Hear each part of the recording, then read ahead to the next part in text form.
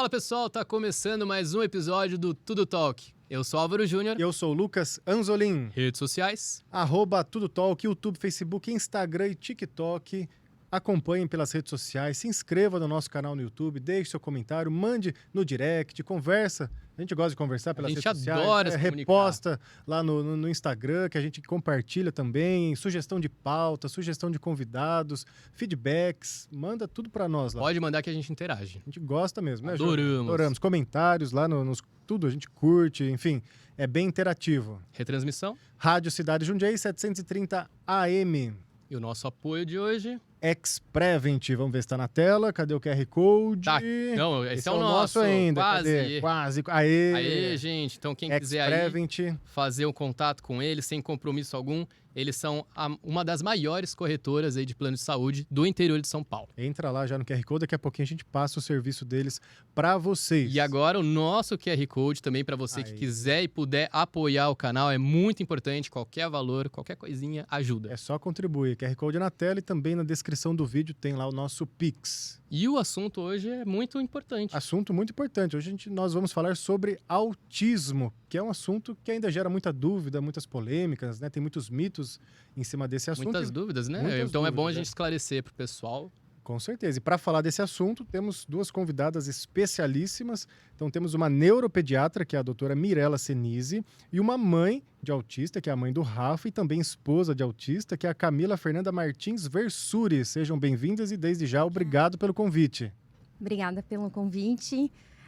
Esse tema ele é bem relevante, então eu espero que a gente consiga abordar o máximo possível dos pontos importantes para ajudar as pessoas na busca de um diagnóstico precoce. Vamos começar do começo, então, explicando o que realmente é o autismo.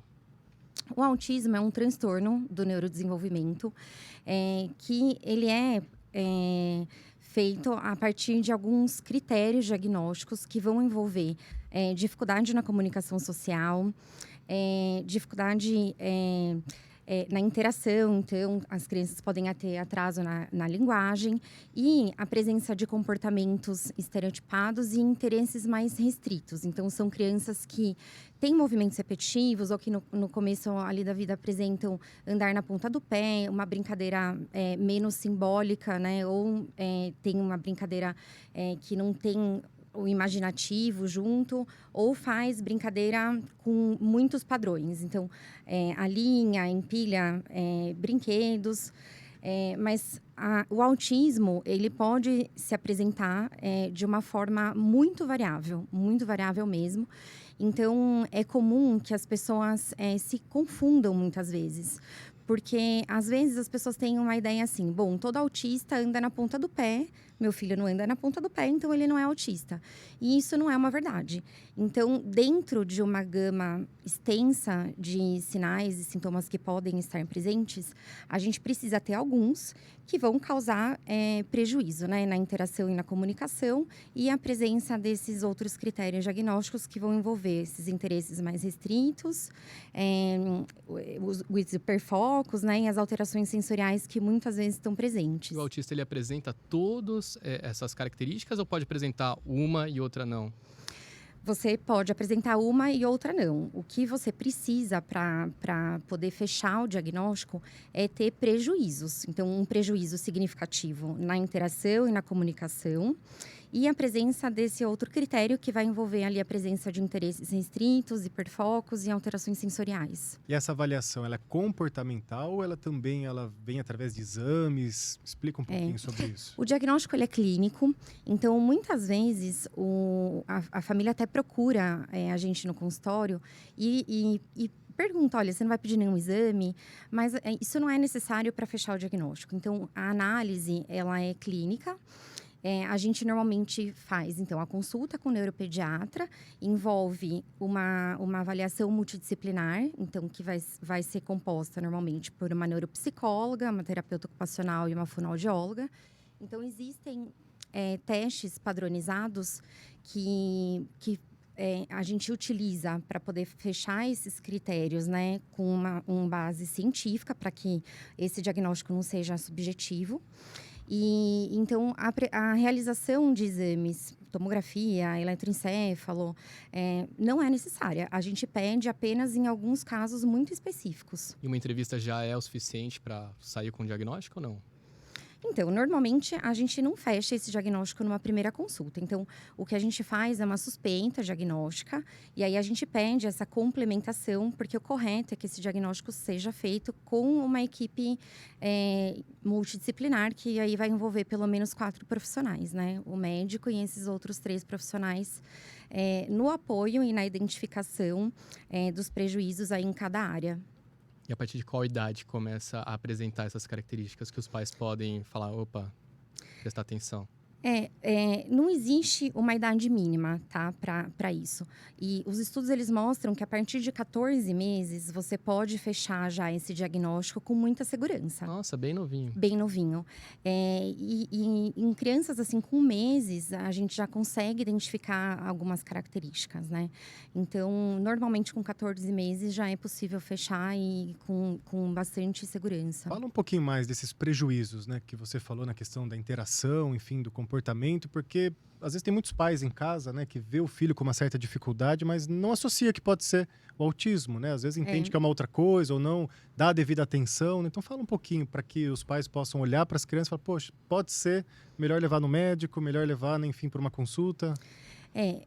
Existe uma confusão, uma coisa que atrapalha muito é que, assim, as crianças que estão dentro do espectro, elas vão apresentar um comportamento diferente, né? No ambiente social e dentro de casa. Então, muitas vezes, o principal, assim, o primeiro sinal que faz com que os pais procurem o médico neuropediatra é atraso na linguagem. Isso é o que mais leva os pais a procurarem... Você demora para falar? A demora para falar. Então, isso é o que mais procura, né? Então, quando eles chegam lá, muitos não têm nem ideia de que esse atraso na fala, na verdade, pode ser um quadro de autismo. Porque, assim, existem prejuízos sociais. As pessoas imaginam que uma criança com prejuízo social é aquela pessoa que não interage nada. Então, eu não olho nada para você, eu não brinco nada, eu não faço nada. E não é assim. Que é um pouco da imagem passada do autismo, né? Aquele que não interage, fica no cantinho quieto, balançando, né? Que antigamente tinha muito dessa estereotipado. Estereotipado, né? Mas com a mudança dos critérios diagnósticos que aconteceu em 2013, houve uma ampliação dos casos, né? Então, a gente inclui agora no transtorno uma gama maior de pacientes e com sinais e sintomas que são mais sutis e requerem um olhar mais treinado, vamos dizer. Então, os pais, muitas vezes, eles chegam para essa avaliação de atraso de linguagem, mas aí, a hora que você vai interagir com a criança, você percebe que, assim, que ela até olha, não é que a criança não vai olhar, mas ela não sustenta o contato visual. Então, ela olha e já desvia. Você tenta chamar a atenção da criança, ela não mantém, ou você tem que chamar mais do que uma vez para a criança olhar. Muita gente também imagina que o autista é aquele que não quer socializar, né? Isso também não é verdade. Muitas vezes o autista, ele quer, mas ele não consegue fazer isso. Ou ele faz isso de uma forma socialmente diferente, né? Então, ele brinca, muitas vezes você tem uma criança que brinca com outras crianças, desde que siga exatamente as regras daquilo que ele coloca para brincadeira, senão ele não quer brincar. Então, existem muitas nuances desse comportamento que fazem com que os pais não percebam, porque essa dificuldade na interação social dentro de casa com as figuras de vínculo, ela não é tão perceptível. E aí você pede, às vezes, um relatório da escola, vem lá descrito assim, mas a criança brinca no parquinho, ela senta numa roda de conversa, ela escuta a roda de história. E o que eu costumo falar para os pais é o seguinte, eu posso brincar com você no parquinho, eu posso sentar com você numa roda de conversa, numa roda de música e não interagir com você. Então, estar perto, estar ao lado é muito diferente de você estar interagindo. A interação, ela requer um compartilhamento de ideias. Então, uma troca, né, e um compartilhamento. Então, eu vou colocar algumas ideias aqui, você vai colocar suas ideias e a gente vai ter uma interação. E isso eu acho que é uma coisa que confunde muito. Porque na escola, muitas vezes isso passa despercebido. Como a criança senta ali e participa das atividades, não se percebe que a criança tem um déficit. Ou então a criança até brinca junto, mas só quando ela é buscada. Então, se eu te chamar, a criança vem. Mas ela não tem a proatividade de procurar outras crianças. Ela pode preferir ficar sozinha. Então, isso também é um prejuízo. Então, esses prejuízos, eles podem se aparecer de diversas formas, né? Então, é interessante que as pessoas saibam mesmo, porque hoje o autismo ele tem uma prevalência que está estimada de 1 para cada 30 crianças, né? Então, a gente imagina que pelo menos um autista em cada sala de aula vai ter. É bastante. Então, apesar de não ter ninguém na família, é importante que as pessoas saibam sobre isso. Porque isso um número tá no muito nosso grande, dia, né? E é mais fator, desculpa, é mais fator genético ou não? O que se sabe um pouco do autismo? Então, não tem uma causa única, né? O autismo é um dos assuntos que mais tem sido estudado nos últimos anos no mundo todo. Mas ele é um transtorno que ele é essencialmente genético. E aí, quando a gente fala em genética, existe a genética que acontece na própria pessoa. Então, no meu desenvolvimento, eu tive uma alteração em mim. Ou a genética que ela é herdada, né? Então, no autismo, 81% dos casos, mais ou menos, estão associados ao fator de hereditariedade. E o que acontece hoje em dia no consultório é que muitas vezes a gente faz o diagnóstico da criança, os pais começam a aprender muito sobre o assunto e muitas vezes se reconhecem dentro da condição. Então, hoje a gente tem muitos pais e até vó buscando o diagnóstico. E assim, isso é libertador, isso faz com que as famílias tenham a chance, né, de continuar unidas, né? Porque existe um relacionamento mais problemático quando você tem um dos parceiros que é típico e um atípico, né? E aí você tem uma demanda de uma criança atípica também. Então, ter o diagnóstico faz com que aumenta a chance dessa família continuar junta. Qualidade de vida. Porque, saber na verdade... interagir, saber conviver, né?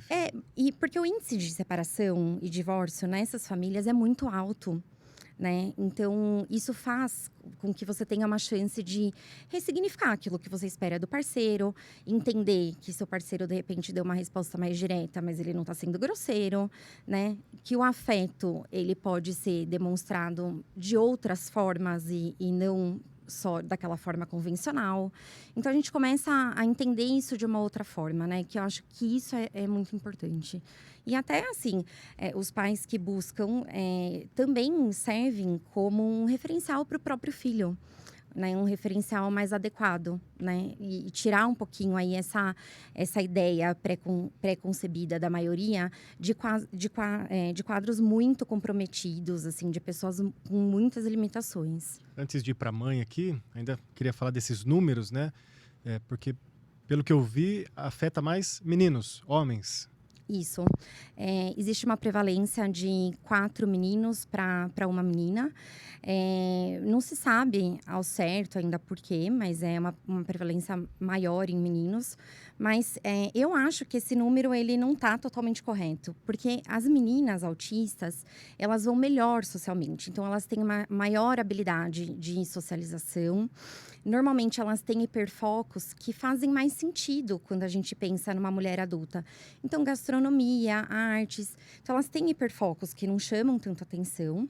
Então, existe uma discussão, né, na comunidade científica que fala sobre isso. Do quanto de subdiagnóstico em mulher existe.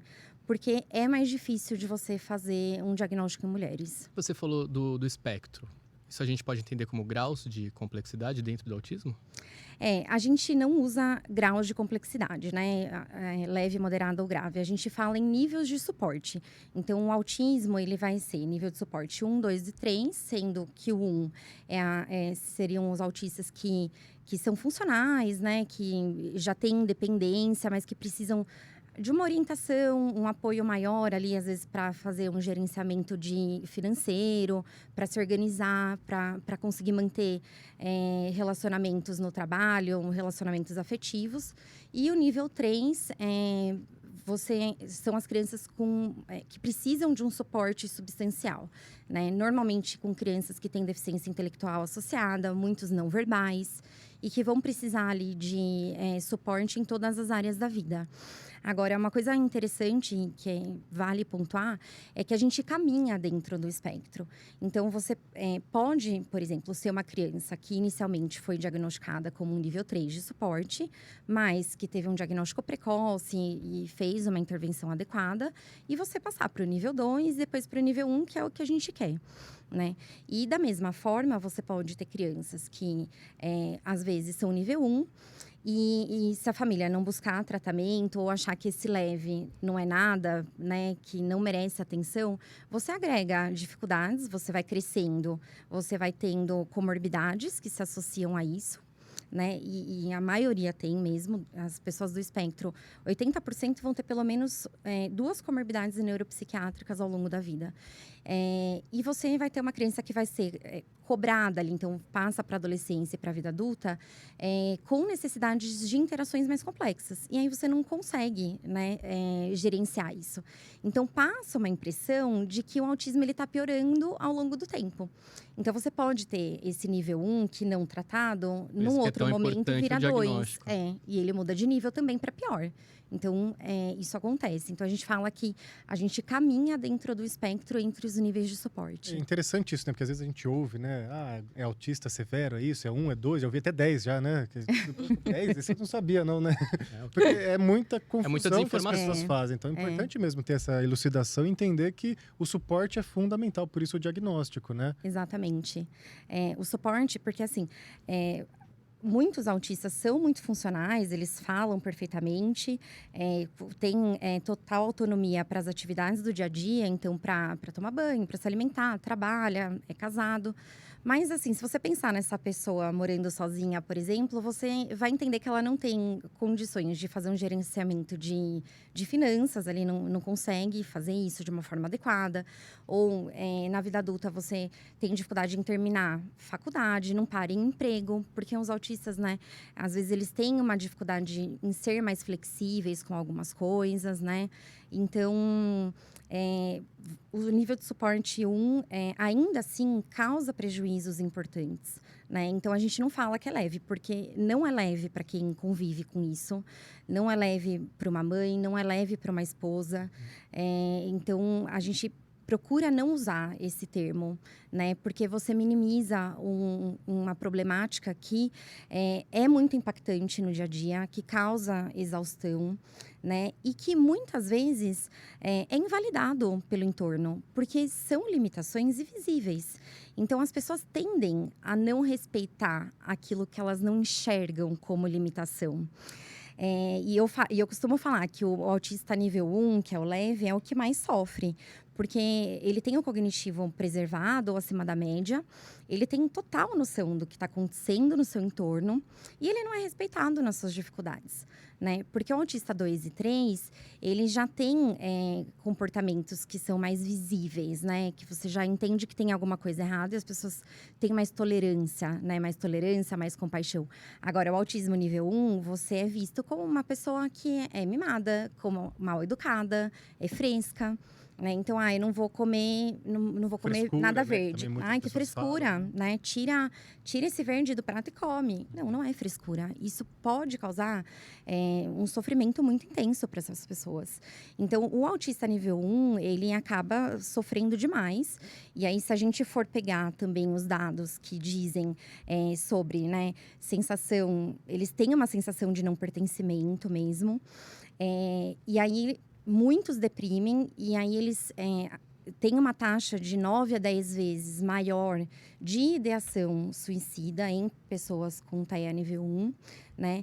E a taxa de suicídio mesmo, quando comparado das pessoas que tentam efetivamente o suicídio, os autistas, eles são mais eficazes nisso. Então, eles idealizam mais e na tentativa, em geral, eles conseguem chegar a esse ponto. Olha que importante, né? Muito Quantas importante, pessoas que não estão se identificando pela fala dela. Agora, eu queria saber da mãe, né? Mãe do Rafa.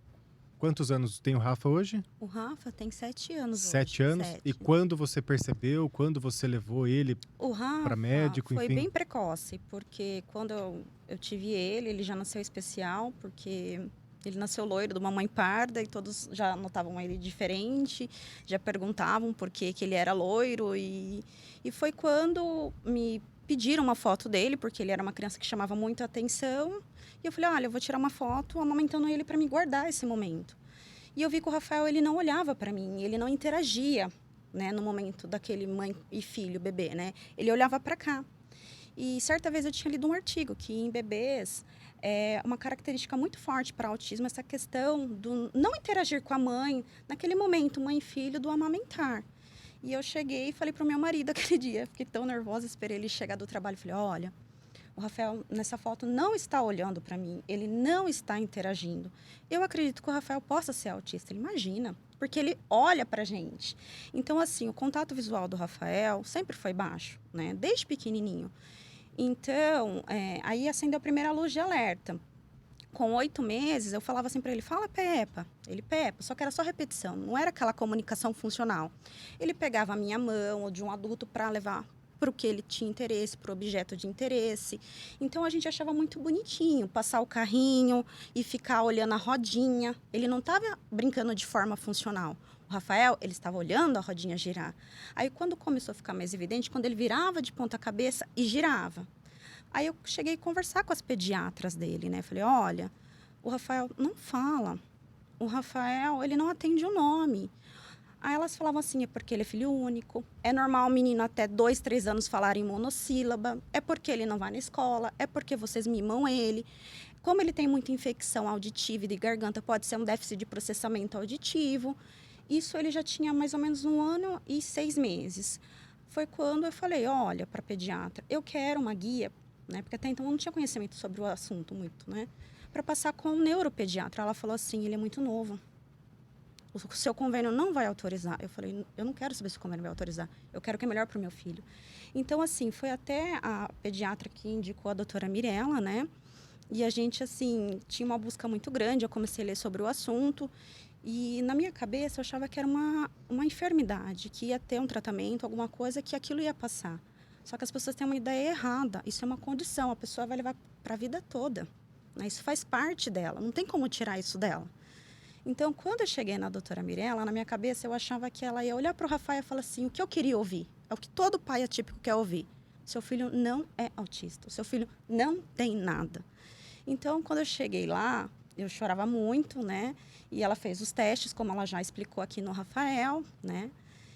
E eu, naquela ansiedade, eu falava, tipo, quase assim, doutora, ele é autista, só faltava falar assim para ela, né? Aí ela falou, não é assim. Ela explicou os critérios, que precisava dessa equipe multidisciplinar para auxiliar ela nesse olhar para ver se realmente ele estava dentro do espectro autista. Mas na cabeça de todo pai, de toda mãe, a gente quer ouvir aquilo que vai machucar menos. O seu filho não é autista, porque viver com essa condição, hoje em dia a gente sofre muito preconceito, porque é uma condição, uma deficiência não visível, é cognitiva. Então, assim, a gente vai sofrer preconceito ainda, porque a sociedade ainda é preconceituosa, porque não é uma coisa visível. Hoje, para você parar numa vaga PCD de estacionar carro, a gente recebe muita...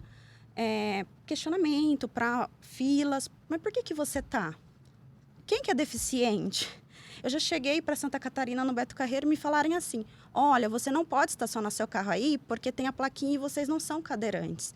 Então, cria um preconceito que o autista não é uma deficiência, porque não é uma coisa visível, não é uma coisa palpável como a deficiência intelectual. Então, isso vai caminhando que a gente tem que, né, Mirella, tirar pedrinhas do caminho. São pedras que machucam muito, né? Porque, como a Mirella falou, alguns casamentos se desfazem porque a gente tem que morrer para uma idealização para construir uma nova família.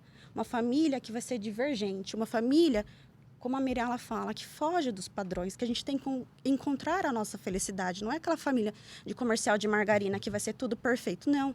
Todo dia é uma luta.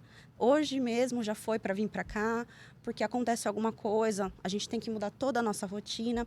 A gente não consegue ter uma estabilidade, né, no dia, né, Mirella?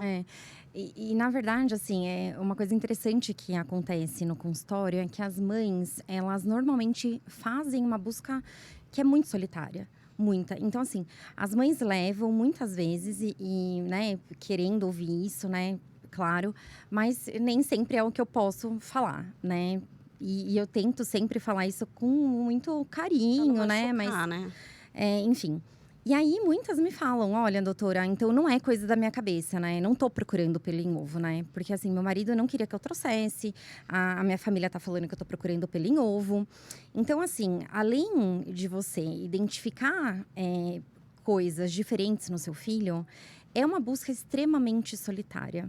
Muito solitária. E assim, quando você vai falar para alguém, olha, eu me atrasei porque eu não consegui pôr roupa no meu filho hoje, ele teve uma crise. Eu me atrasei porque eu cortei o frango e ele queria o frango inteiro e aí ele entrou em crise. As pessoas, elas não entendem isso. Elas não entendem, assim. Então, você vai deixando de falar um pouco. Porque a hora que você fala pra alguém, olha, eu tive problema com isso, tá tão difícil, porque dar banho é difícil, colocar roupa é difícil, fazer comer é difícil, não dorme. As pessoas acham que isso é pouco. Ai, mas você tá reclamando disso? Seu filho tá aí, ele anda, ele corre. As pessoas não conhecem, não sabem realmente o que se passa dentro de casa. Então, você vai deixando de falar, você vai deixando de compartilhar. Vai se isolando. Você vai se isolando ou procurando apoio nas pessoas que passam pelo mesmo que você. Porque a hora que você fala isso com uma pessoa que vivencia, essa pessoa vai te acolher. Porque ela entende exatamente o que você tá passando. Mas é triste, né? A gente vê o quanto que a nossa sociedade ainda tem que evoluir e virar mais humana, né? Igual a gente falou no podcast passado. E as mães, elas super se doam mesmo para esses filhos. Existe uma conexão, que é uma conexão, assim… eu não consigo nem te narrar o quão forte é. E as mães, elas, nesse caminho, elas ressignificam tudo na maternidade. Porque quando você engravida, você discute, né, com seu parceiro, tudo. Vamos discutir religião, política, como que vai ser a educação, ideologia de gênero, você discute tudo, mas ninguém discute. E se essa criança vier com alguma deficiência, como vai ser, né? Então, num primeiro momento, entre o casal, difícil são os casais que chegam os dois juntos e que os dois concordam, né, com as coisas. Muitas vezes eles não concordam. E a gente tem que fazer normalmente um trabalho com o pai também. Então eu sempre falo, olha, leva nas avaliações, faz participar de todo o processo, traz ele aqui no retorno, porque com certeza essa dificuldade dele aceitar é por falta de informação, né? Mas isso gera mesmo o próprio preconceito. O próprio preconceito dentro da família. Sim, preconceito dentro da família. Muita gente tem vergonha, né? Assim, eu já escutei coisas muito tristes, assim, dentro do meu consultório. Porque limita muito o autismo, né? As pessoas acham que eles não podem ter uma qualidade de vida, que eles, se tiverem um tratamento adequado, eles vão poder desenvolver. Tem aqueles estigmas, né? Sempre foi aquele que não tem condição, que é um nível 3 de suporte com mais comorbidades, e não é assim. Eles estão aí só que sem laudo. Eles estão aí, às vezes, sofrendo porque não tem um tratamento adequado, o nível de suporte 1. Então, as pessoas não sabem até bater na porta dela.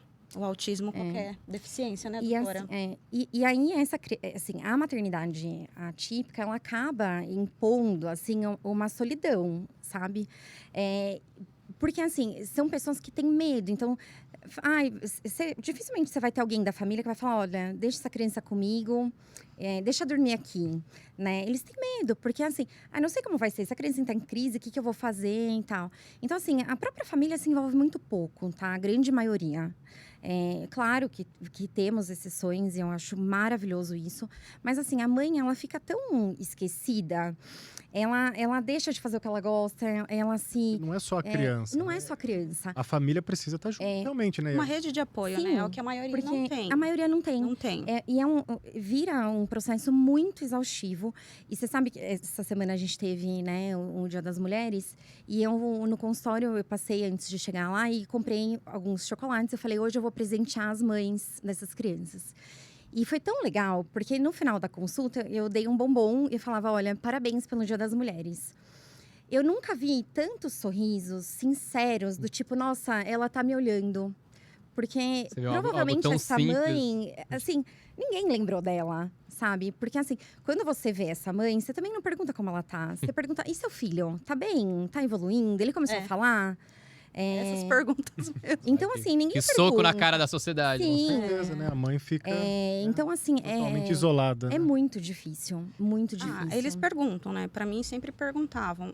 No começo, porque era uma coisa muito nova na época do Rafael, né, doutora? Com 1 ano e pouquinho, né? Lá atrás. Ele já tá agora com... Com 7, né, com 7, doutora? né? E foi, assim, muito precoce. A gente foi atrás de tudo. Os médicos falavam pra mim que eu tava buscando pelo em ovo, que ele era como se fosse um asiático, ele era mais quieto, que era normal ele não querer falar. E as pessoas me perguntavam assim, no começo. Eu falei, ele tá passando por investigação de autismo. Você sabe se ele for autista, por que ele desenvolveu o autismo? No começo, eu fiquei depressiva. Então, eu não sabia como responder, como me defender, como defender o Rafael. Que afeta Então, muito, isso né? afeta, porque mexe todo. Você tem que se desconstruir para construir ali como que deve ser aquela maternidade, aquele relacionamento com o teu filho, aquele relacionamento com o teu marido, às vezes com outros filhos. Tudo que você idealizou cai Isso. por água abaixo. Você tem que construir E tudo de explorando novo. um pouquinho mais esse lado do sentimento, né? Porque tem muitas mães, muitos pais, muitas famílias, né? Como foi para você realmente quando a doutora ou a equipe falou, olha, o Rafa tem autismo? No começo, antes, assim, quando eu estava no processo investigativo com a equipe multidisciplinar, eu fiquei depressiva, né? Então, eu só chorava, eu lia artigo de madrugada, eu ajoelhava no banheiro para chorar, para os meninos não verem eu chorando, né? Porque era uma situação que eu não queria passar para o Rafael, para o meu marido. Meu marido nunca chorou, né? Eu acredito por conta do autismo. Não que ele não sentisse, mas que para ele transmitir, como eu, né, mulher, chorar, não foi preciso, mas ele falava que ele estava sentindo, mas ele falava com palavras. E foi uma coisa, assim, que machucava, né? Então, as pessoas, assim, não sabem como te acolher. Então, assim, por que ele é autista? Gente, Deus escolheu. Se eu soubesse, eu seria Deus. Eu comecei a responder assim. As pessoas, você é ignorante. Eu falei, não é ignorante. Você está me perguntando uma coisa. É que são muitas coisas. É a mesma coisa que falar para a doutora. Doutora, por que o Rafael é autista? Você sabe me responder, doutora? Eu ia falar da hereditariedade agora, né, Camila? Agora nós sabemos, né? Desde o ano passado. Nós sabemos agora, né? Mas tem perguntas que, principalmente por uma mãe, né? Machuca. E, por exemplo, romantizar. Porquê, né? Não, Precisa saber, porque tipo, o que eles você precisa, querem né? que a gente... Exato. Igual ela falou, você precisa de alguma coisa para sair, para ir no médico? Não tem ninguém. Porque eles têm esse medo que o autista vai ser aquele agressivo e tudo mais. Ele vai ser se ele não tiver um tratamento adequado, ele ser respeitado em suas dificuldades e limitações, nas suas potencialidades, porque eles são potentes, mas cada um do seu jeito, da sua forma, até o nível 3, né? Tem muito aquela frase, né? O autista de nível de suporte 1, ele é subestimado nas suas dificuldades. Já o nível 3, as suas potencialidades, elas ficam escondidas, porque acham, ele não fala, ele não sabe ler, porque não dá para saber porque ele não é oralizado. Então, vão dificultando, né, as pessoas ali serem interpretadas, né, doutora? Então, assim, a gente é subestimado. Eu falo assim, que no começo, eu chorava muito quando as pessoas falavam assim para mim, romantizando. Você é escolhida, Deus não dá um fardo maior que você não possa carregar. Gente, meu filho não é um fardo. A gente cansa, a gente fica doente, a gente é um ser humano enquanto mãe. A gente erra, a gente acerta. Não existe jeito certo de maternar, né? Principalmente na maternidade atípica, que é tudo muito novo. Na época do Rafael não tinha muita evidência, estava tudo começando, né, doutora? Então, E porque caminho, também né? tudo aquilo que a gente traz, né, de educação, se meu filho só quer comer besteira, eu vou deixar ele passar fome, ele vai comer comida. Isso não serve para maternidade atípica, ele vai morrer de fome se ele for Vai seletivo. ficar treinado por desnutrição, né, eu vou doutora? deixar ele de castigo, que aí ele vai aprender e não vai Acha fazer que é de mãe, novo. é birra. Entendeu? Não é assim que funciona. Não é assim Não. que funciona. Então, tudo aquilo que você imagina, né, que você tá fazendo certo, de repente você tem que mudar tudo, né? E é isso, assim. E eu tento sempre falar para as mães que, assim, a maternidade atípica, ela te dá também uma oportunidade. Eu não tô romantizando de forma alguma, porque é uma coisa difícil, mas ela te dá uma oportunidade de mudar, de te mudar como ser humano mesmo, no sentido de Se valorizar, conhecer, né, doutora? e valorizar as pequenas coisas. Então você começa a entender que assim, nossa, minha filha que não come fruta e de repente comeu ali uma maçã do amor e comeu só o açúcar em volta, foi mais perto que ela chegou de uma maçã. Mas ela chegou perto, porque antes ela não podia nem chegar perto. Então, você começa a vibrar com as pequenas coisas, né? Imagino, né? E Conquista e tanto, né? que aos olhos de quem não vive, passa despercebido. E as pessoas no dia a dia, elas não vibram isso. Você está interessado se seu filho está fazendo inglês, espanhol, em 300 aulas, está tirando 10. E isso toma um valor tão menor perto dessas conquistas, né? Que você fala, nossa, meu filho saiu da fralda, ele conseguiu dormir na casa da vovó. Olha que legal, minha avó conseguiu ficar com ele 2 horinhas ali para eu ir com meu marido no cinema e tentar salvar meu casamento, porque você acaba… É uma vitória cada dedicação, coisa. né? Sim, Uma a extrema sensação dedicação, falam né? que a gente sente, no caso do Rafael, que era não oralizado, né? Quando ele começou a falar, era como se fosse uma sensação de ganhar na loteria. É uma felicidade que não tem como descrever. É uma coisa mínima, que às vezes para uma família, falar uma palavra é nada, é normal. Pra gente, é uma sensação de ganhar na loteria, é um milagre. E existem vários estudos, né? Teve um estudo de pouco tempo atrás aí que mostra que o estresse de uma mãe autista, ela é equivalente ao soldado em campo de batalha. Meu Deus! Então, assim, você vê o tanto que isso impacta, né? E isso, quando você não tem a rede de apoio e faz essa busca, né, solitária, isso torna tudo ainda mais difícil, né? E eu vejo, assim, as famílias se desconstruindo no consultório, né? Os pais vão embora porque não conseguem lidar com isso. Muitos até falam para as mães, olha, eu vou embora porque eu quero ter um filho normal. Assim, como se a culpa fosse dela, né? E essas crianças vivem, assim, nesses ambientes que, na grande maioria das vezes, é desconstruído, né? A mãe, muitas vezes, não consegue retornar. Então, o marido te larga, você não consegue voltar para o mercado de trabalho, porque a escola não quer ficar com a criança o dia inteiro, você quer pagar uma babá. Se é autista, ela quer cobrar o dobro para ficar, porque dá mais trabalho.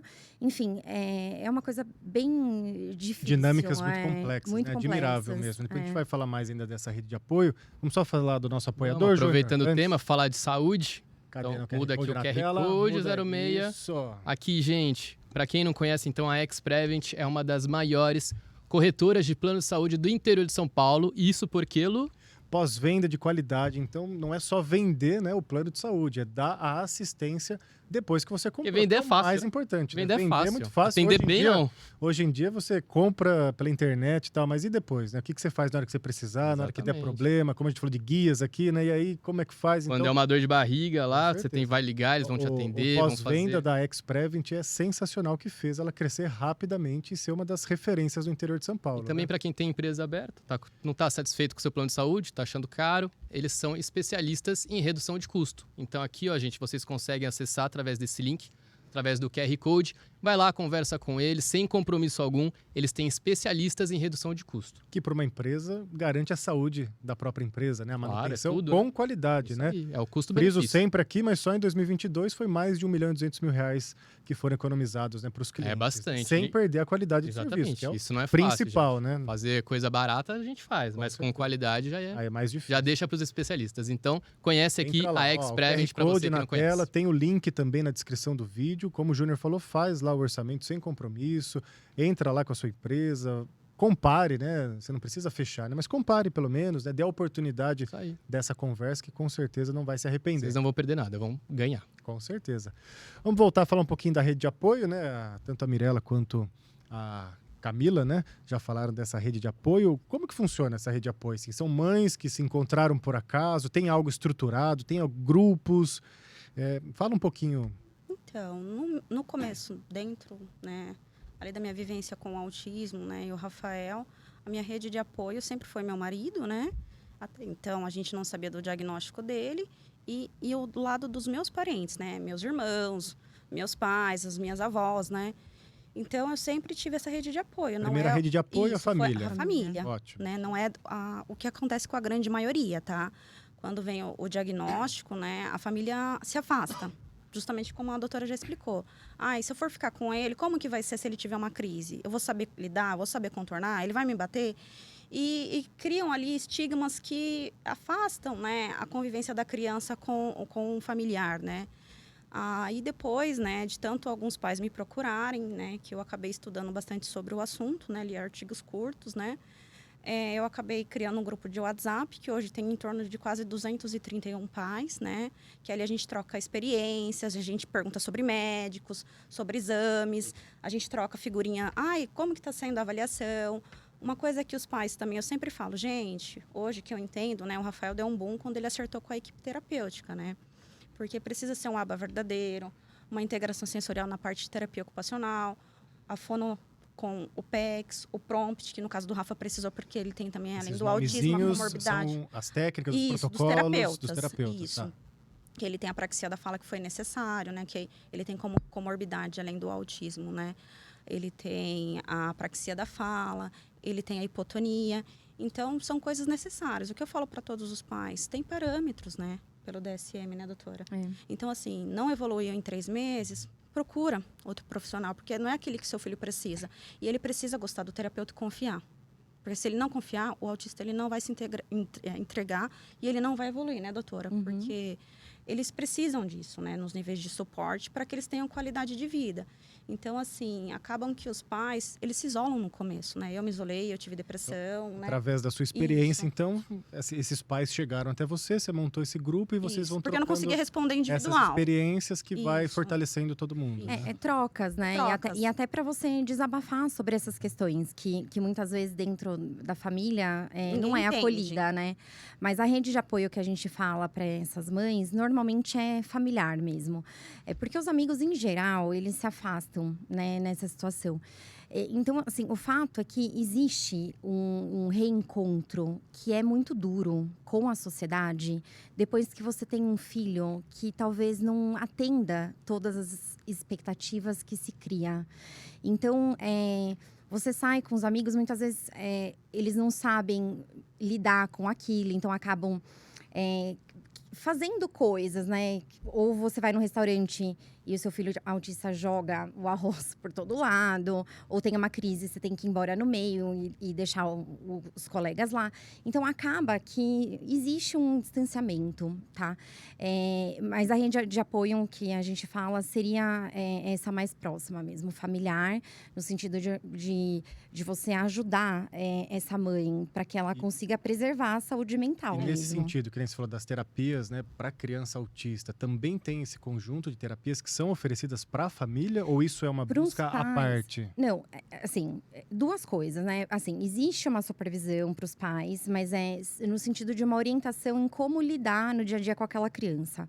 Agora, a maioria eu acabo encaminhando para acompanhamento psicológico, para terapia, por conta disso, né? Para você ter um momento seu, nem que seja em terapia, às vezes isso é necessário, porque senão você não se coloca na sua agenda de autocuidado e acaba se colocando sempre em último, né? Você acaba se perdendo nos seus cuidados. Então, eu tô com meus exames ginecológicos, eu não vou faz 3 anos, eu não faço nada por mim. Você acaba perdendo um pouco da sua identidade. Você perde o protagonismo da sua vida. Você vai no restaurante, você pede o que você sabe que seu filho autista vai comer. Você não pede o que você gosta. Então, você acaba se deixando, né? Existe uma perda de identidade, existe. Então, as mães precisam estar bem para cuidar bem dessas crianças. A gente precisa. Porque as mães, quando deprimem ou quando têm alterações de comportamento, pioram o comportamento dos filhos. Uma coisa puxa a outra. Entendeu? Então, aí piora Vai toda a adoecendo situação. todo o núcleo familiar. Exatamente. Né? E você falou também da questão do seu marido, né? Então, primeiro você descobriu do Rafa, enfim, começou o protocolo. Isso. E depois, como que foi para entender que o seu marido também… Então, quando o Rafael falou a primeira palavra com 8 meses, acho que menos de 8 meses de idade, a minha sogra falou, o fulano não falava, né? E quando a escola encaminhou que ele não falava, a fono e a psicóloga laudou ele como timidez, porque quando ele começou a falar, ele já sabia ler sozinho, aprendeu a ler sozinho, a memória dele visual é muito boa. Só que é uma característica do autista, né? Essa memória visual. Eles têm uma memória incrível, né? E até hoje ele tem. Então, a gente começou a ver semelhanças, não na aparência física dos dois também, mas nessas coisas de comportamentos semelhantes. O atraso na fala, que os dois tiveram, aprender a ler com facilidade. Ele começou a se observar ou vocês começaram a observar nele? Então, em consultório, eu com a coisas. doutora Mirella, porque eu falava assim, foi a primeira avaliação do Rafael, eu falava, olha, meu marido, a minha sogra relatou que tem XYZ. São seres, indivíduos diferentes, não dá para comparar. Falavam isso para mim, Ele acompanhava o Rafa, né? Sim, nas consultas sempre presente. com a Camila. Então, super pai. eu pude, por muitas vezes, porque o Rafa já é meu paciente há anos, doutora. quase 7 anos, né? Então, muitas vezes eu observei o comportamento do Danilo.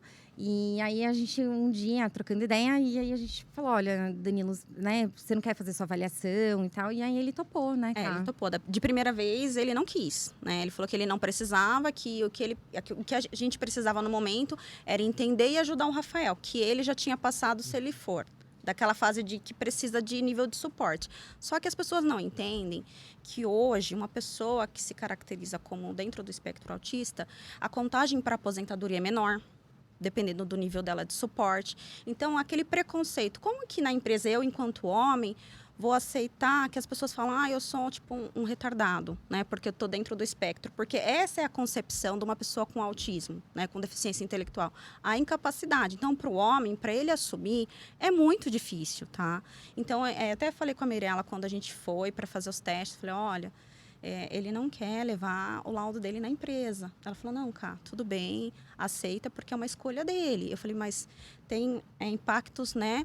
Na parte dele, trabalhista, né? Porque pela minha segunda formação de RH, eu já tinha falado isso para ele. Ele falou, olha, tem essa diferenciação que auxilia. Muito importante, né? Porque isso nunca tinha passado pela minha cabeça. Isso diminui a contagem. Muitas vezes, né, os pais não sabem também essa informação, Não, né? porque como se caracteriza e equipara uma deficiência ou autismo, então a contagem também na CLT é menor de acordo com o nível de suporte. E esse autismo dele chegou a dar alguma prejuízo para a vida dele?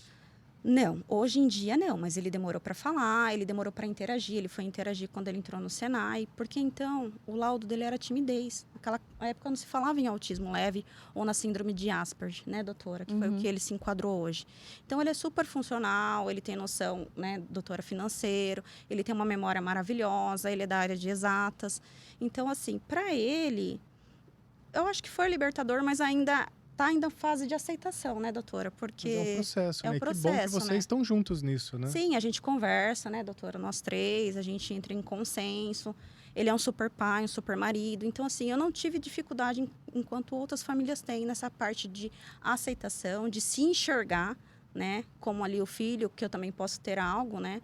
Essa questão do preconceito, né? Tipo, eu vou assumir que eu tenho algo perante a sociedade, né, e doutora? É bom esses relatos, né, Júnior? Porque isso vai desmistificando mesmo. Sim. Espero que muitas famílias possam, né, com esse conteúdo, elucidar, tirar esses preconceitos, ou se identificar, ou identificar ele é o super filho, normal, né? super funcional, né, doutora? É muito importante isso, né?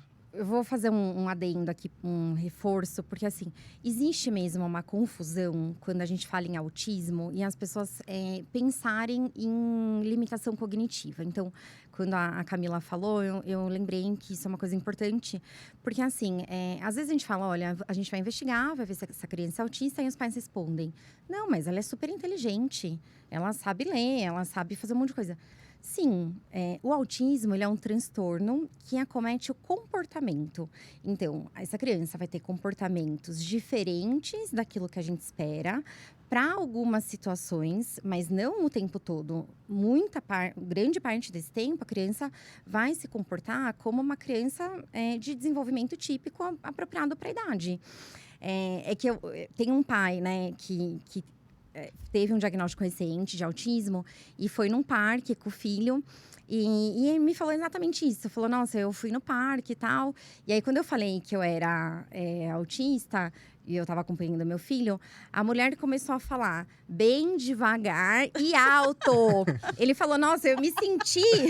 Porque ele falou assim, eu tô falando... A mulher falava Mas assim, isso é você ignorância. tem que ir no lugar tal e pegar... E ele falou, começou a me tratar como se eu fosse um retardado, né? Então, assim, falta muita informação. Falta. Porque não tem nada a ver uma coisa com a outra, né? Você pode ser autista e ser a pessoa mais inteligente da sua sala. Inclusive, tem filmes e séries que tratam exatamente isso. Né? Exatamente. Tem aquela The Good Doctor, que ele é um exímio médico, Mas tem os transtornos na tem parte as social. dificuldades, Mas é isso que acontece. O preconceito começa por aí. E ele falou, nossa, eu me senti tão mal com isso, porque eu falei... Ela falou, quem que é? Ele falou assim, eu também sou autista, além do meu filho. E na hora, a mulher mudou o jeito de falar e começou a falar bem devagar e alto, para ele entender. Por isso que tem que trazer luz para esses assuntos. Exatamente. Para tirar o pessoal da ignorância. Deixa eu tirar uma dúvida também. Falou da síndrome de Asperger. É assim que é a pronúncia? A gente não usa mais esse nome, Como tá? que é? Então, assim, antigamente, né, quando foi descrito os primeiros relatos, né, de crianças com comportamento autístico, mas que eram muito funcionais, que tinham habilidades, né, que, por exemplo, com 2 anos sabiam ler, eram muito funcionais, habilidade com artes, né? Então, foi descrito por Asperger, e aí ele ganhou o nome, mas, alguns anos atrás, ele perdeu o direito a usar, porque houve associação dele com questões de nazismo e tal, e aí por ética ele perdeu, e aí a gente virou tudo transtorno do espectro do autismo, e a classificação nível 1, 2 ou 3 de suporte. Então não se usa mais esse Não. Não se usa mais. Mas antes, quando se usava... Seria era o nível 1. um nível 1. ok. Seria o nível 1. E hoje você vê que as escolas estão capacitadas Não. ou não estão? Não estão. Não. Falta informação. As escolas... Estrutura mesmo, né? Acho que os eu acho próprios que falta- professores, treinamento para esse tipo de coisa. Vamos Porque tem que saber pensar. como Vou lidar. falar, eu estudei em escola pública. E eu tinha alunas, não sei se eram autistas, né? Mas eu lembro de uma que era Down. Eu lembro de uma que tinha algo, mas até hoje eu não sei o que ela tinha. Mas assim, a sala de aula tinha 40 alunos. Para uma professora e para um monte de alunos que não dão a mínima para aquilo e às vezes até fazem bagunça, Bullying, né? Bullying, brincam, enfim, né? Assim, É muito triste, as né? crianças autistas são alvo perfeito para bullying. Perfeito. E assim, isso causa uma destruição que é irreparável. Acontece que as escolas, além de não estarem preparadas, né? Então, em relação a conhecimento mesmo, então, muitas vezes você faz uma avaliação, a criança já está em tratamento há anos, aí muda de escola, a escola fala, não, mas nossa, acho que não é. Não tem cara. Aí, outro dia eu mandei Autismo tem cara. um laudo para a escola e falei, olha... eu entendo, que bom saber que ele não tem cara, porque já faz 7 anos que está em tratamento. Então, acho que a gente está fazendo um bom trabalho, né? Assim, ele já está super socializando, então. Então, assim, existe essa questão, né? A invalidação. Por lei, a gente consegue hoje pedir, né, um auxiliar de sala para os casos que precisam, mas isso na prática não funciona tanto. Agora, existe um outro ponto também que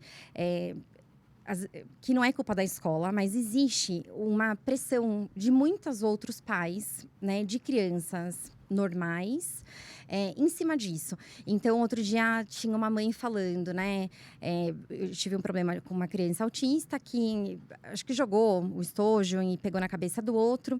E aí, na reunião de pais, a mãe da outra criança falando, olha, minha filha é muito pequena para lidar com esse problema. Só que esse problema era a criança atípica. Então, você fala, bom, seu filho virou um problema. Com 6 anos, ele já é chamado de problema. Ao invés de educar, né, essa outra pessoa a lidar com, né? Sim. Então, assim, existe uma pressão. Existe uma pressão. As escolas, muitas vezes, não sabem lidar com a criança ali no ambiente. Então, assim, fala assim para a mãe, olha, deixa aqui 7h30, mas 9h30 vem buscar. Porque é só para socializar, né? E eu falo para os pais, não é só para socializar. Aí ele vai lá para aprender. O que ele vai aprender, eu não sei. A gente vai ver da onde, né, precisa de uma boa pedagoga. O que ele vai aprender, eu não sei. Agora, se for para socializar, vamos pro parque, vamos no shopping. Tá tranquilo, não precisa ir na escola. A escola é escola, né? Escola é para aprender. E aí a gente vai... Tudo bem, ele tá adaptando agora, ele vai ficar 2 horas. Mas o que a gente quer é que essa criança fique o período todo. Então, qual que é a estratégia? Qual plano a gente vai usar para essa criança só um conseguir ficar? depósito. Como que foi né? para você, Camila, nessa questão educacional? Como a minha primeira graduação é pedagogia, então eu sempre fiquei em cima dessa questão, né? Não é porque ele está dentro do espectro autista que ele não é capaz, tá? É isso que as pessoas têm, esse preconceito. A pessoa ela não é capaz porque ela tem uma condição, e não é assim. A gente tem que dar, como que fala? Importância para certas coisas, porque até então o Rafael não era verbal. Então, quando ele começou a oralizar, com seus, lá depois de 4 anos e meio, né, doutora? Chegou com quase 5 anos, eu falava assim para a clínica, eu quero uma avaliação que o Rafael está lendo. Não, é que ele tem a memória muito boa. Isso é dos autistas. Eu falava assim, não, eu conheço o meu filho e eu quero que faça. Aí, quando fez, deu realmente que ele já era leitor, né? E é aquela coisa, a escola subestima, né? Porque o ano passado a professora, ele de alfabético, já lia até letra de imprensa de livro, me colocou ele como pré-silábico 2. E eu falei assim, esperei na reunião, porque a gente sempre é o último, tá? Porque a gente não quer expor certas coisas e os pais também não querem entender a nossa situação e se pôr no lugar, porque não é a vivência deles. Eles não sabem o que é isso, né? É como se diz a doutora Mirella, a gente é um combate todo dia. Então, eu cheguei para a professora e falei assim, senhora, tá certo nisso daqui, o Rafael é pré-silábico 2. Ela falou assim, eu falei, como que foi essa avaliação? Ah, eu pedi para ele escrever geladeira e ele não escreveu. Eu falei assim, olha, professora, são 2 agravantes. Primeiro, que ele é autista. Segundo, que a sala é muito barulhenta, que você acabou de falar para o coletivo. E ele tem a hipersensibilidade sonora, que aflorou na pandemia. E assim, no ABA, começa-se com palavras curtas. E você dá a imagem como referência. Olha, escreve geladeira, mas você dá a imagem, porque ele tem que associar, porque eles são visuais. Aí você vai pedir para ele escrever geladeira numa sala barulhenta. Então, talvez ele não demonstrou que ele sabia ali no momento para você. Ela falou, eu sei que ele é capaz. Eu falei, eu também sei que ele é capaz. É meu filho. Eu falei, então eu quero que a senhora reveja essa questão. Então, assim, é uma batalha diária, porque a gente fala que as mães atípicas, elas são barraqueiras, não é barraqueira. A gente, para conseguir um direito, pelo melhor do seu filho, né? a gente tem que lutar. A gente é o povo da liminar. Poderia ser mais fácil, porque, né? assim, Se todo mundo contribuísse, sim, já que não isso. contribui. E Então... existe uma ideia na sociedade de que, assim, que você, na verdade, tem privilégios. Não, não é privilégio. E eu falo pros pais, eu falo, olha, direito não é privilégio. Privilégio do quê, né? Olha que você É, acabou de mas, compartilhar mas de toda as a sua pessoas história, da acham que isso é um depressão, privilégio, tudo, né? passar na frente da fila. Pelo amor de Deus. Então, isso é visto As dessa pessoas olham forma, torto na é fila, visto né, dessa doutora? forma. Batem É. na gente, viu? Você tá errado, você não tá na fila certa. Já aconteceu várias vezes isso. Difícil. Na Tem que vaga andar com uma preferencial. plaquinha falando. Não, é por isso que hoje em dia tem as CIPTEAs ou aquela carteirinha do autismo que a doutora Mirella às vezes fornece para os pacientes dela, porque assim, como não é visível, as pessoas elas questionam muito, né? Tipo, é mesmo? Como se a gente estivesse querendo tirar privilégios. Não é privilégio, gente, porque É um direito, toda né? uma caminhada que não é fácil, machuca. E até assim, né? Primeiro, antes de entender, a pessoa já joga pedra, né? Isso já sim. pré-julga, né? Isso é muito É um ruim. pré-julgamento, né? Porque não é Exato. visível, né? Então, foi difícil, é difícil ainda essa questão da escola, né? Questão de bullying teve?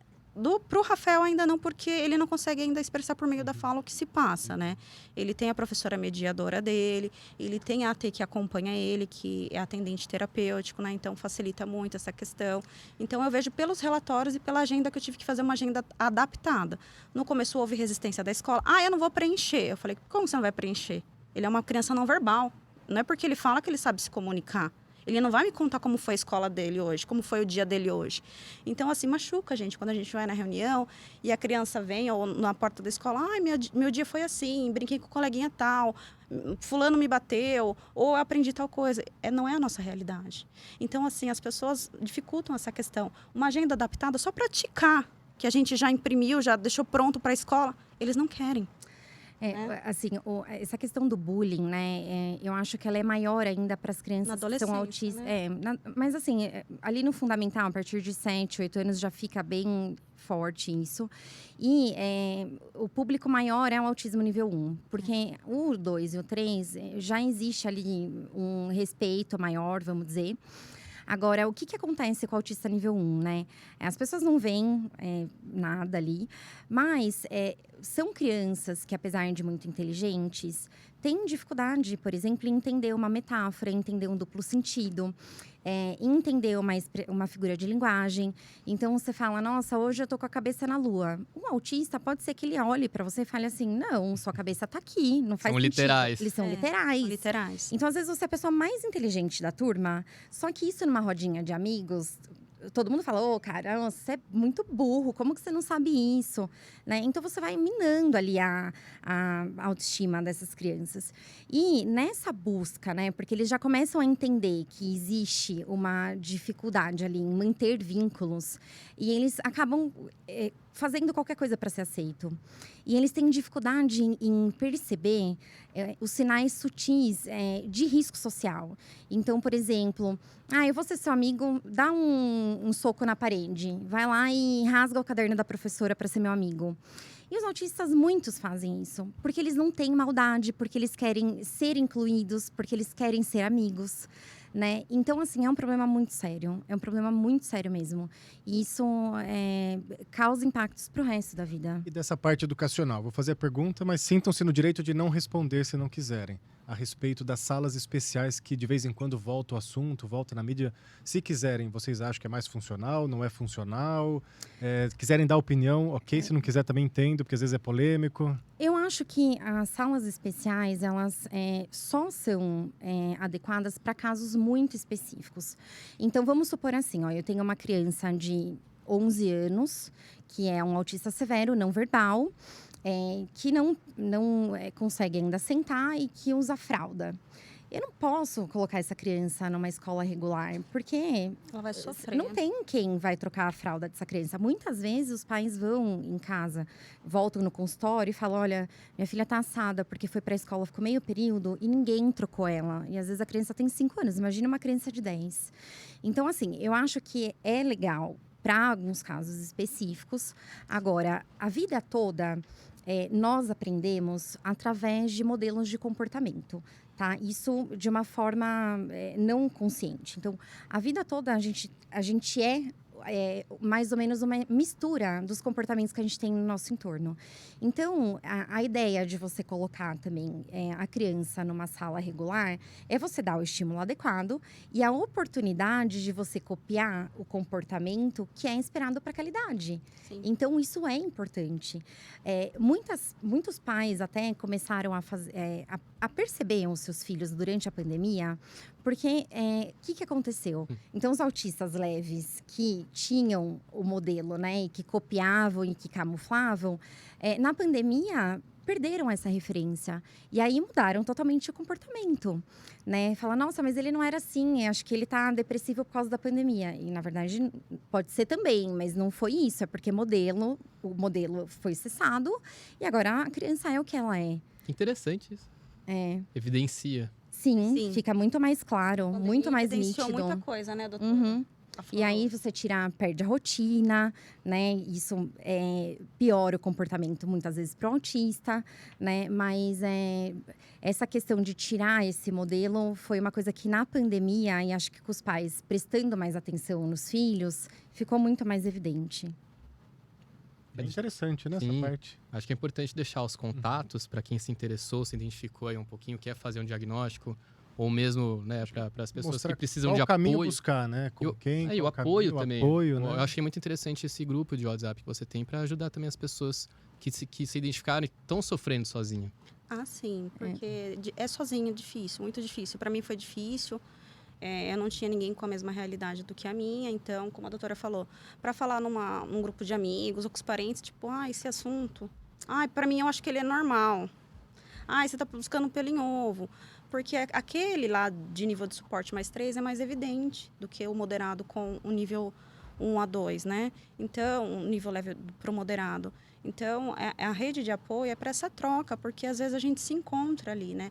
E a rede do WhatsApp é justamente essa troca. Quando que a gente vai ter um tempo para sentar, tomar um café, né? Porque cada um tem uma rotina. Rafael tem terapia de segunda a sábado, né? Então, quando que a gente vai ter esse tempo para trocar figurinha com outro pai que às vezes passa por uma situação parecida com a minha naquele momento? Então, hoje, essa parte, né, virtual vem para ajudar, né? E As você informações. pensa em expandir isso para algo maior? Não sei ainda. Fazer uma Alguma ONG, ONG, né? Não, né, Mirella? A gente pode pensar em Pode outra pensar. coisa, né? Tem algum trabalho já Eu sendo feito em pergunto- Jundiaí a respeito pergunto disso? Não que a tem, acho demanda que é muito falta grande. isso. Falta. É uma A coisa até que eu demanda é tenho muito grande, pensado né? bastante e eu tenho muita vontade, assim, de ajudar mais, assim, essas crianças. Eu vou deixar, então, meu Deixa, olha contato, pra né? câmera. Então, Diretamente aqui. eu vou deixar meu Instagram, que é doutora Mirella, _neuropediatra.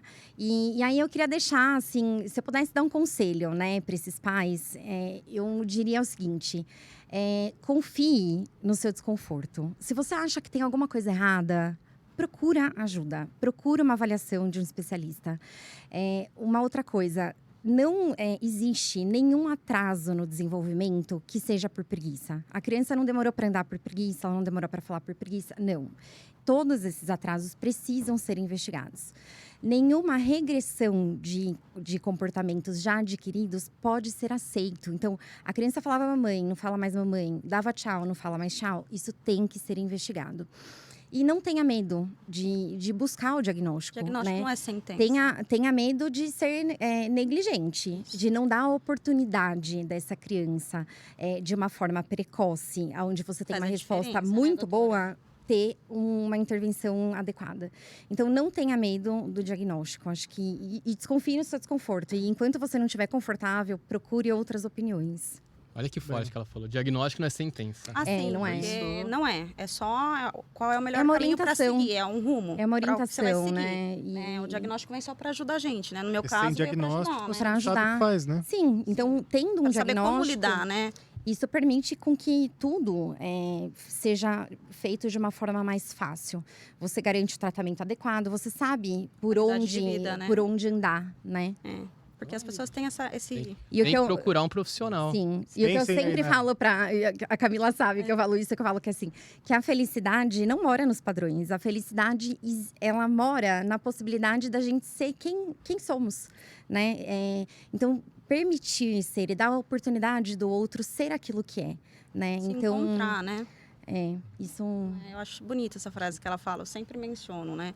Porque as pessoas constroem, né, aquela imagem da família de comercial de margarina, que nunca vai ter uma dificuldade, que Nem vai ser existe tudo isso. certo. Nenhuma Não família, existe. né? existe. Nenhuma Aí existe. quando vem o família. diagnóstico, as pessoas acham que a gente vai ter resposta para tudo. E a gente não tem. A gente está aprendendo, está se reconstruindo, a gente está se redescobrindo. E né? a palavra que fica aqui para o podcast hoje é empatia. As pessoas têm que ter mais empatia. Empatia e para as famílias que entram nesse mundo agora, eu acho que a grande palavra é assim, ressignificar, Isso. né? Então você ressignifica tudo. Você aprende que o amor, ele não precisa ser dito, que você aprende ser a ler sentido. os gestos, você aprende a ler os comportamentos e a saber de uma maneira muito mais fina, assim, que alguma coisa ali aconteceu.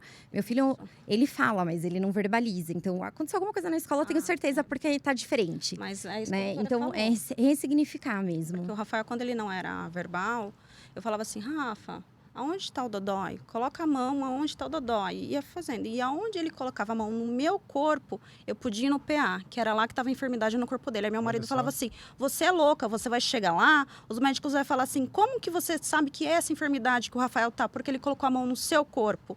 Era dito e feito. Eu confiava na comunicação Olha que eu só. tinha com meu filho. Nesse elo. É o laço? É o É. laço, porque as pessoas pensam que essa comunicação não é válida. Por isso que acaba diminuindo eles acabam se fechando. Porque eles não conseguem se comunicar da forma que eles conseguem naquele momento. Então, assim, eu sempre validei muito o Rafael nessa questão. Ele não é verbal? Tá, aonde está a sua dor? Mostra para a mamãe. E aí, se ele colocasse a mão na época em mim, que ele não era verbal, eu podia ir com ele no PA, que eu falava, olha, doutor, o Rafael colocou a mão assim, assim em mim, ele é autista. Fazia o exame nele, era naquele local. E várias vezes meu marido falava, você é louca, eles vão te chamar de louca. Você chega lá e falar que é a enfermidade do Rafael, onde ele colocou a mão em E você. aí você ressignificar que a doutora falou, Sim. né? Porque se você espera a comunicação, comunicação de uma maneira, nossa. você não vai Não enxergar vai a enxergar. Não, comunicação, a comunicação que ele tá fazendo, né? de várias formas. Ele falava para mim, eu te amo no olhar. Hoje ele consegue Sim. oralizar. É num abraço, é num cheiro, né, doutora? Na forma de É. demonstração mesmo de afeto. E assim, você falou da empatia, né? A empatia, ela pode ser exercitada. E eu acredito muito, assim, que a empatia é a única forma da gente realmente mudar, sabe? Assim, fazer as pessoas se encontrarem na humanidade de verdade, assim. Que eu acho que em algum momento… Ser isso humano, se realmente. Tá perdeu. faltando, né?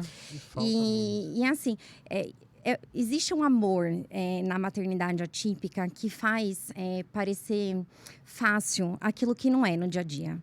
Então, a gente precisa encontrar esse caminho de equilíbrio, né?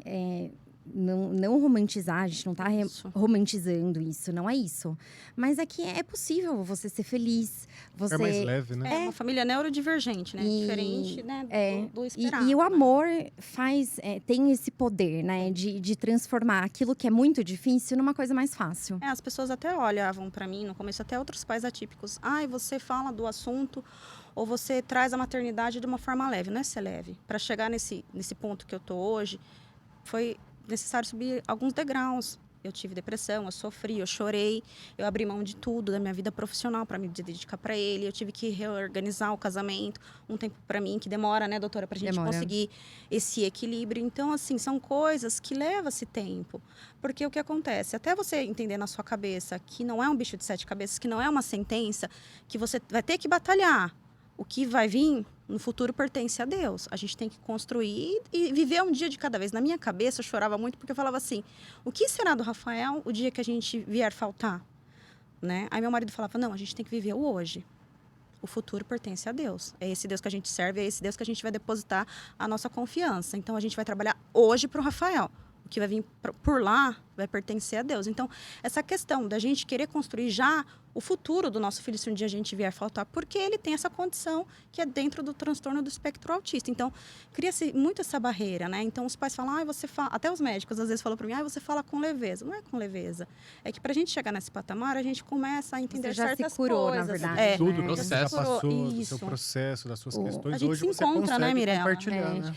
E, assim, você sabe que existem dados aí científicos que mostram que a mortalidade de mães de autistas, ela acontece numa idade mais precoce.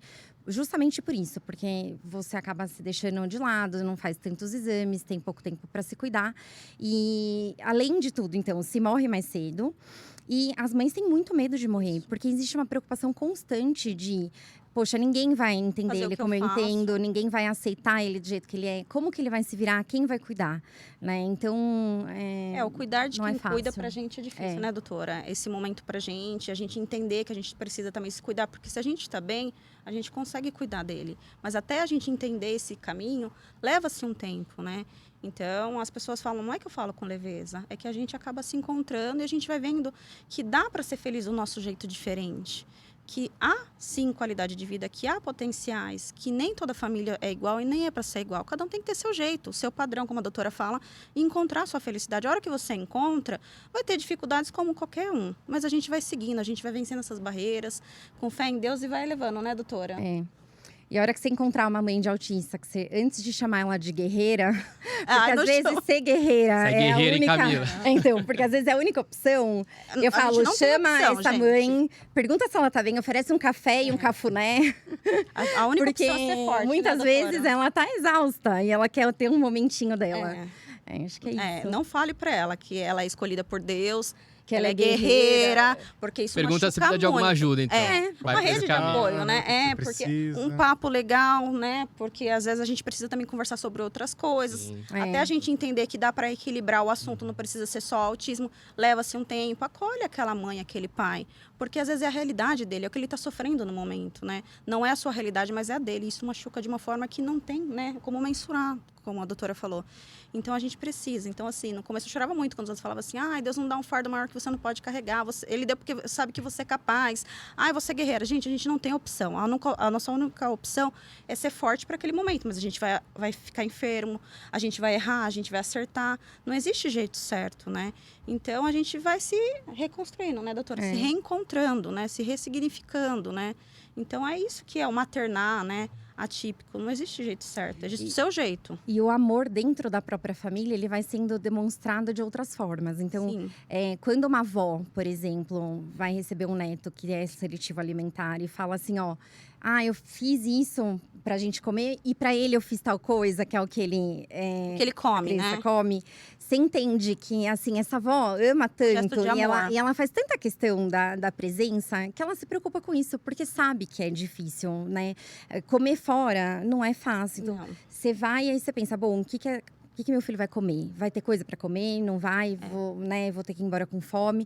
Então, esses gestos, eles começam a tomar outra proporção, né? E você começa a valorizar isso.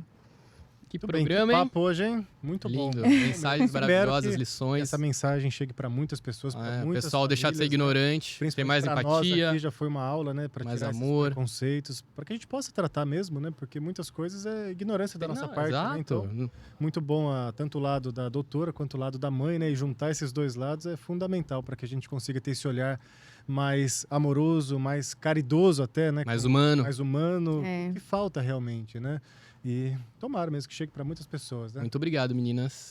Obrigado Tenho mesmo. certeza Obrigada. que quem ouvir esse podcast vai fazer a diferença na vida de muitas pessoas. Foi muito importante hoje. Tudo bem, vamos agradecer o Por apoiador de favor, novo. cadê o QR Code do apoiador? 06.